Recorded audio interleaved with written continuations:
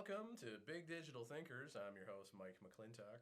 Today we've got Cosmo Jones, extraordinaire of all things creative, musician, maker of things, has many hats, literally has a lot of great hats. We're trying to do LinkedIn Live today as well as YouTube and Facebook, so hopefully LinkedIn is seeing us out there today. I've neglected to tell Cosmo that we were using cameras for the podcast, so he feels like he would have worn a different hat, apparently. So welcome to the show.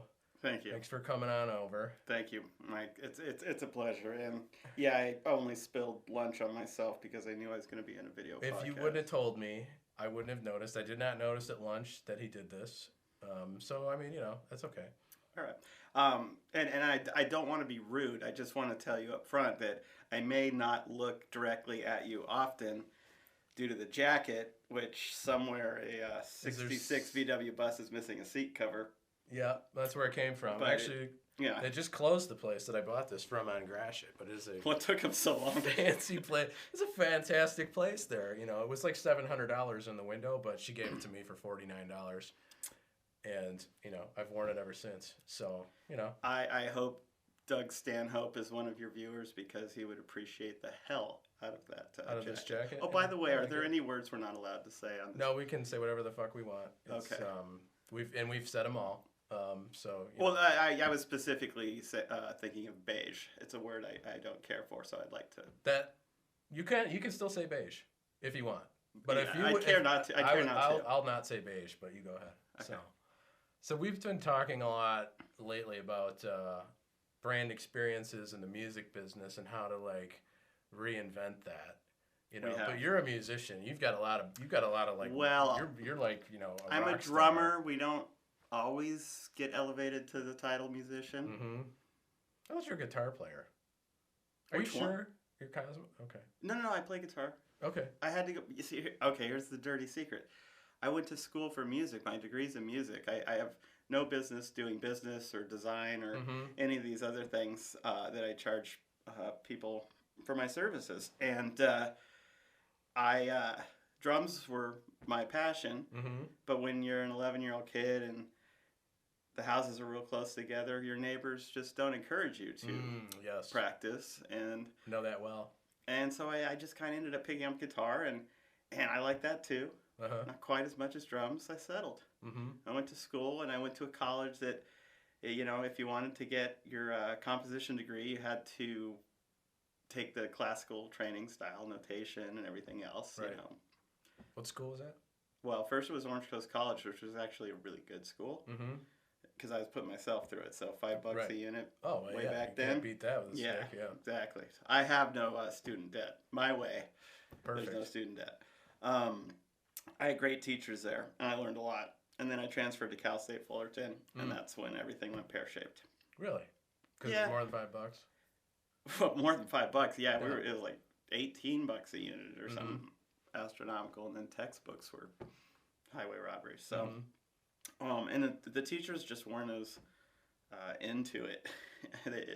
I don't know why. Orange Coast College had better teachers. Like I took ear training from a dude who was Miles Davis's bass player, and he has like a doctorate in music. Right. And I learned theory and piano from, man, I wish I could remember her name. It was just too long ago, but she also had a doctorate in music and that's when I met someone with true perfect pitch. I could play a complex chord, and she'd pick out the middle note. She was never wrong. Wow. Ever. And it was instantaneous. It was just like reflexive, like breathing. It's like a form of genius. It is a form of genius. Yeah. It's something that people can't unlock. You can't learn that. You're either born with it or you're not. Right. I wasn't born with it. What? I was not. What? Yeah, me either. Exactly.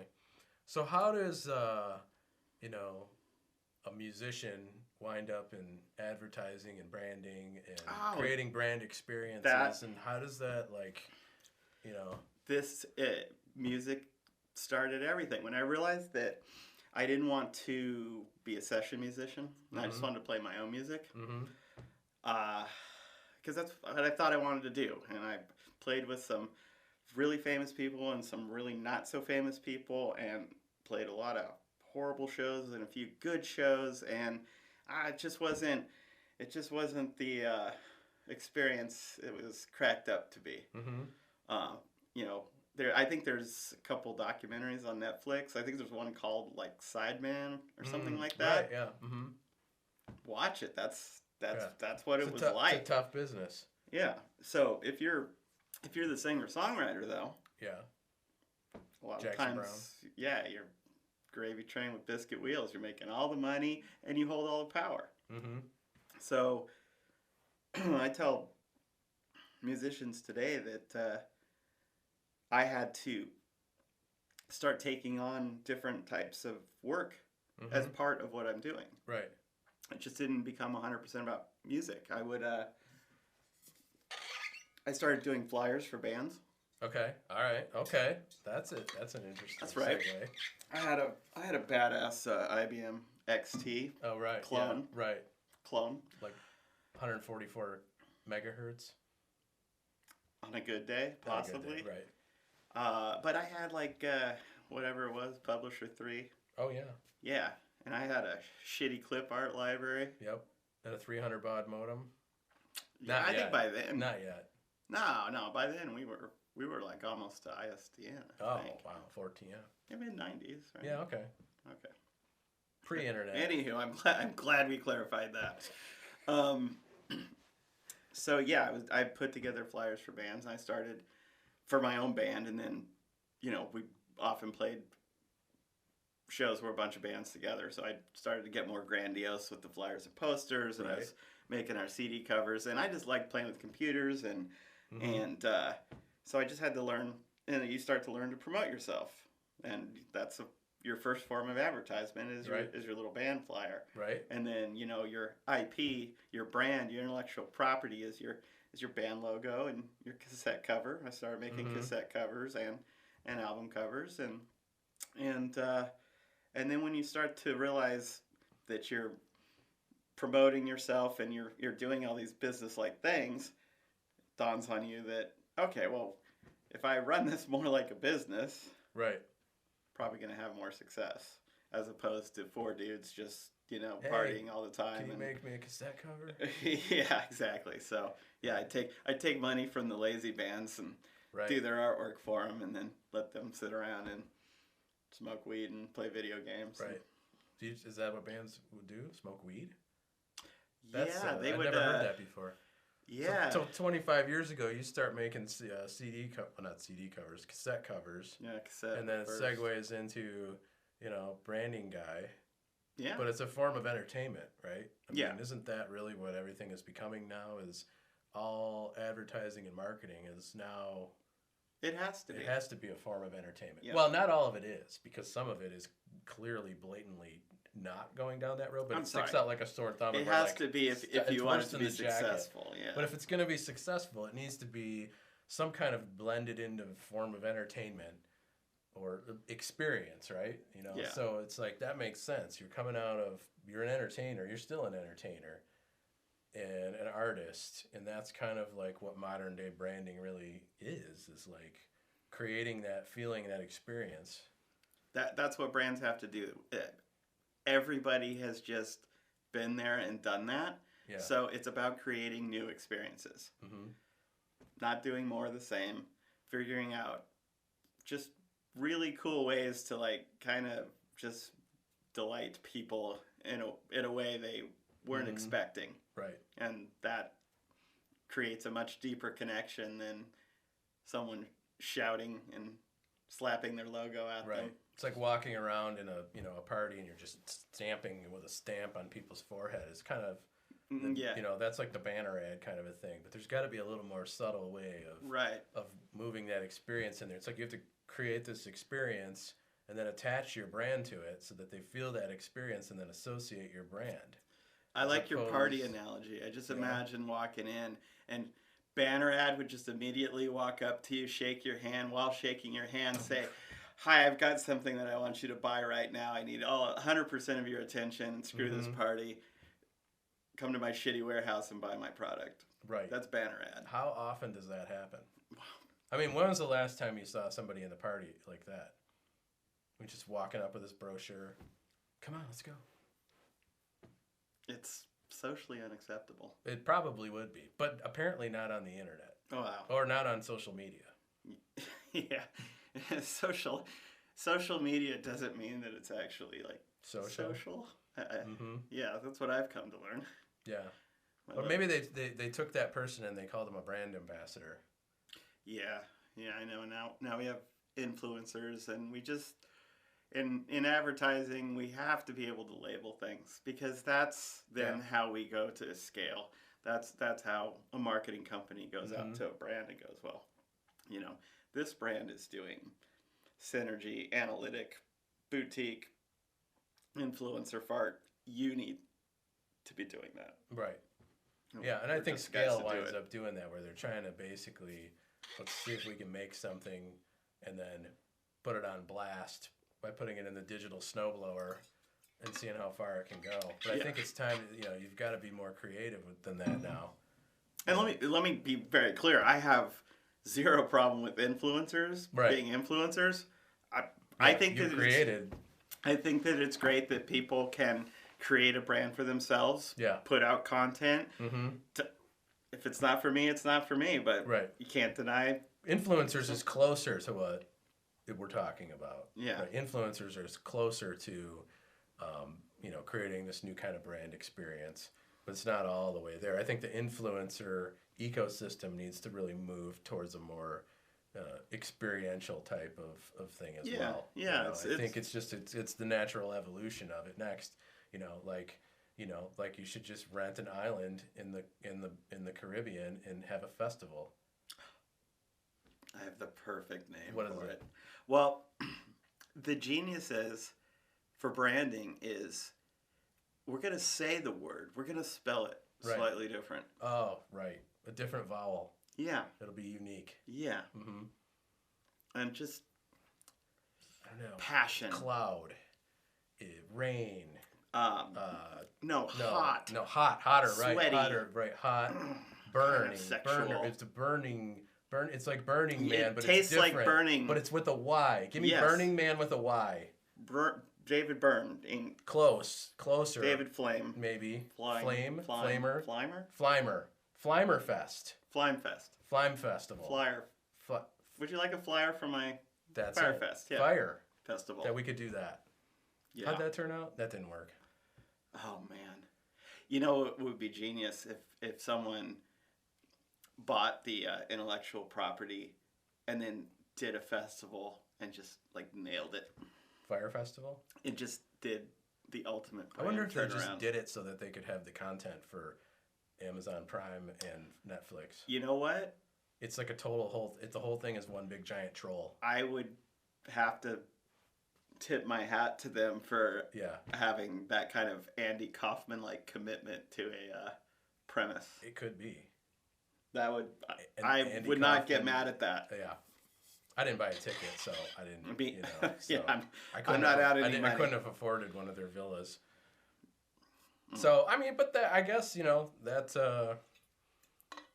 guess that's maybe that's peak influencer from that perspective, and now there needs to be a new way to do that experientially, which maybe dovetails in with the music industry. It's like you need a new model for the music industry in order to be able to have real musicians be able to make a real living that doesn't require them to, go to a record company and be one of a billion that actually makes it and can make money off of the current distribution model. It's like, how do we make that, that experience right now with brands and artistry and allow the artists, the musicians, the people that are doing the art to be able to make a good living off of it. Maybe that's the next evolution. With augmented reality. Yeah, we could throw all that into a mix. It could be the way art used to be made. You had patrons, and that's true. Yeah, that platform, Patreon. Oh, right. Maybe however you say it. Patreon. Yeah, something. I should know how to say it. The keyboard player who plays in Scary Pockets is the guy who started it. Mm-hmm. He's an incredible musician, and I dig what they're doing. I hope it succeeds. I think that's a model that's to a certain extent it does succeed all the time to get patrons for for it like that. But it seems like that the big money, Do it for the museums kings, and stuff the all current the time. level of kings in the world, that would be the the patrons that would paint the Sistine Chapel, right, are the brands.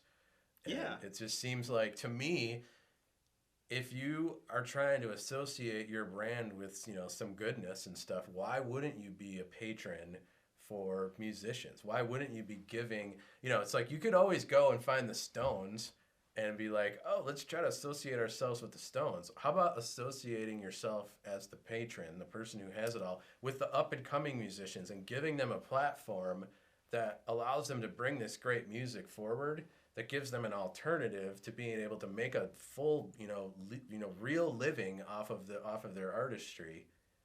It just seems to me like that would endear me to a brand much more than if they just decided to rent a Stones tune, right? It's like you're giving something back and allowing people to do that. And you wanna support a brand that authentically supports your beliefs and values, essentially, Right. if that's even possible. And Yep. Well, that's one way to do authenticity, right? Everybody Yeah. says they want to be authentic. Well, what doesn't say authenticity than finding authentic, starving artists and producing their career, moving them forward, and giving them that platform. Exactly.